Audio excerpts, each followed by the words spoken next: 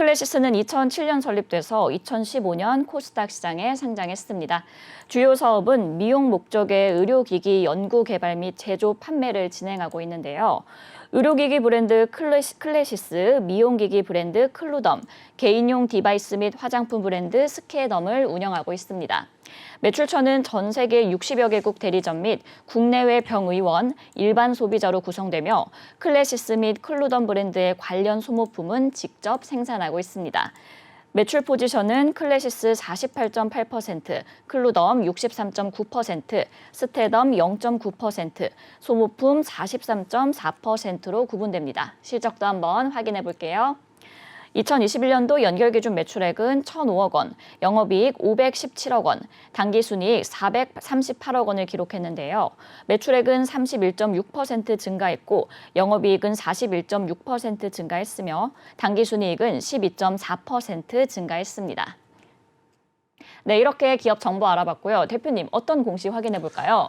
네, 클래시스 바로 어제였습니다. 이 회사도 1분기 잠정 실적 공시를 했는데 연결 재무제표 기준 영업실적 공시를 발표했습니다. 네, 공시 내용 살펴보도록 하겠습니다. 클래시스입니다. 연결 재무제표 기준 영업 잠정 실적입니다. 연결 기준 매출액 353억을 좀 기록하면서 전년 동기 대비 65.9%가 좀 증가했고요. 죄송합니다. 지금 3,538억이죠. 제가 숫자를 좀 착오했는데 네네. 예, 다시 좀 정정하겠습니다. 매출액 전년 동기 대비 65.9%가 증가한 358억 원의 매출을 기록했습니다. 네. 영업이익은 167억을 기록하면서 전년 동기 대비 53.3%가 증가했고요. 당기순이익은 128억을 기록하면서 전년 동기 대비 34.04%가 증가한 호실적을 기록했습니다. 상기 내용은 사실상 1분기 보고서의 잠정 실적치이기 때문에 관련된 세부 사항들은 1분기 보고서를 통해서 제출될 예정이다라고 밝히는 공시가 되겠습니다. 네, 이렇게 1분기 실적의 어닝 서프라이즈를 좀 기록을 했는데요. 대표님, 이 클래시스가 아무래도 의료 미용 기기 그 관련 주인 만큼 좀 노마스크의 현실화와 관련이 있을까요, 이 부분이? 네, 최근에 이번 1분기 실적 자체의 기준에서는 지금 매출액이 65.9% 그리고 영업이익이 53.3%, 당기순이익이 34.04%가 좀 증가되면서 호실적을 좀 기록을 했는데 이게 최근에 리오프닝 관점에서 수혜가 1분기에 좀 반영된 것이라는 어떤 전망들이 좀 나왔지만 네네. 이건 1분기 실적 반영 효과는 좀 차이가 있다는 거죠. 사실상 이 사회적 거리두기가 전격 해제됐던 지금 이 야외에서 우리가 이제 노마스크를 선언했던 게 불과 4월이거든요. 그렇죠. 4월이기 때문에 시점적으로는 1분기와는 좀 매칭이 좀 안 됩니다. 사실상 2021년도 하반기부터 이미용 시장의 어떤 캐파 확대 그리고 클래시스의 신제품 라인업의 어떤 확대가 작년 4, 4분기부터 매출 호조로 좀 작용을 좀 했었고 네네. 이게 1분기의 실적 이입 효과가 좀 있었다라고 좀 판단이 되는 상황입니다. 전체적인 매출의 증감폭이 65.9%의 어떤 상승 추세를 좀 가져간다는 것은 오히려 본격적인 실적의 수혜가 예상되는 2분기의 반영 효과가 조금 더 클 수가 있다는 거죠. 그러니까 리오프닝 관점에서는 지금 1분기에서 수혜 여부와는 좀 관계없이 회사의 신규 라인업에 매출 확장세로 우리가 좀 판단을 해야 되는 것이고 지금 노마스크로 인해서 오히려 이미용 시장의 어떤 수요가 좀 급증할 것이라는 어떤 예상치는 2분기에 오히려 반영 효과가 좀 더 크지 않을까 예상해 봅니다. 네, 이 노마스크의 그런 현실화에 대해서는 2분기 실적에 더 반영 효과가 클 것이다라고 말씀을 해주셨습니다. 이 클래시스가 베인 캐피탈에 매각된 이후에 해외 사업에도 좀 박차를 가하는 모습인데요. 특히나 이제 브라질을 비롯한 신흥 국가의 성장성에 따른 피부 미용 수요를 클래시스가 잘 누릴 수 있을지도 궁금합니다. 이 부분은 어떻게 보세요? 네, 지금 매출 수주상을 잠깐 보면은 2019년도 그리고 2022년도 그리고 2021년도 최근 3년도의 실적 증감치를 좀 잠깐 보면 클래시스 그리고 클루덤 소모품 관련된 의료기기 사업이 있고요. 화장품 개인용 미용기기인 스케덤의 어떤 매출 부분들이 있는데 전체 내수 시장보다 수출 비중이 점진적으로 좀 증가되고 있다는 거죠. 클래시스의 경우에는 2019년도에 196억을 좀 기록했는데 지난해 기말 기준에서 365억 원의 매출 신장 효과가 좀 있었고 오히려 내수가 좀 더 감소되는 요인이 좀 있었습니다.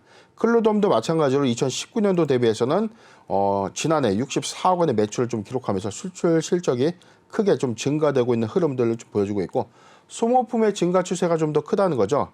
2019년도에 지금 11억에 불과했는데, 죄송합니다. 지금 146억에 불과했는데, 지금 2021년도에는 267억의 매출 상승률가 좀 있었기 때문에 전체 누계치로 보면 411억 원의 2019년도 수출 실적이 2020년도에는 418억, 그리고 2021년도에는 701억 원의 수출 실적이 뭐 크게 회복되는, 즉 내수 시장보다 빠르게 해외 시장에서의 어떤 수출팔로 증가에 따라서 수출, 즉 매출 성장을 가져오는 이 요인은 대부분 이 해외 실적의 어떤 호조가 아닌가 판단이 좀 되는 대목이고, 전체 매출 증감추 요인은 오히려 국내 내수가 좀 더 감소되고 있지 않습니까?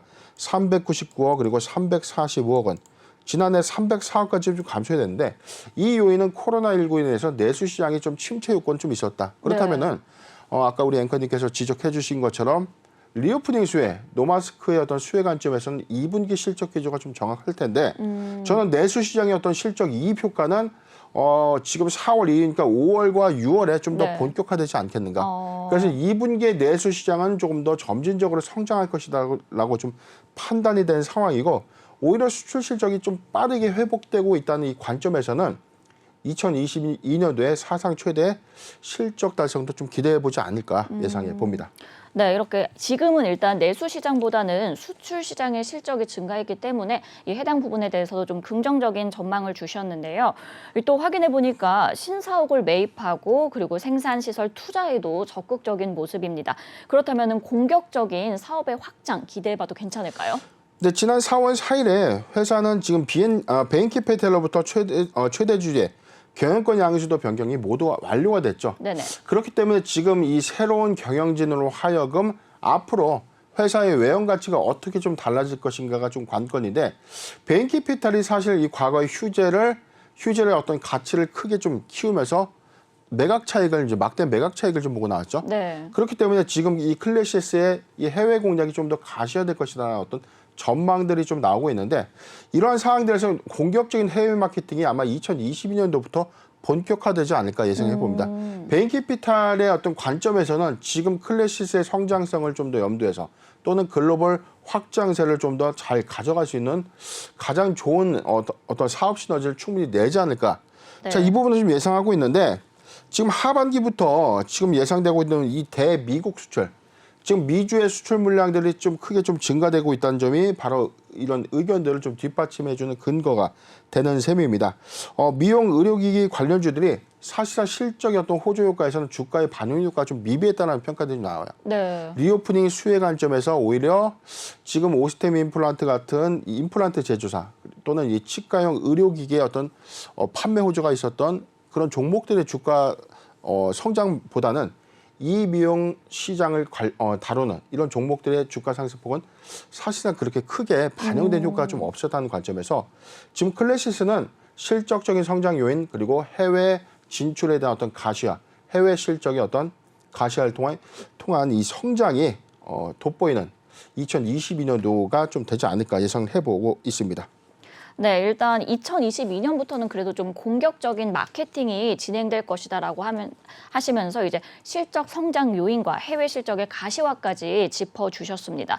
대표님, 그렇다면 이제 투자 또 궁금한데요. 대응 및 네. 투자 전략 어떻게 가져가는 것이 좋을까요? 네, 클래시스 지금 사실상 저희가 베인캐피탈 인수 기대감 이후에 사실상 지금 이 단기 모멘텀 중장기 관점에서 회사의 어떤 성장성을 우리가 잘 판단해야 된다라고 좀 말씀을 드렸는데, 최근 주가 지수 급락에 따라서 지금 추세선 모두 이탈을 좀 한 구간까지 내려와 있어요.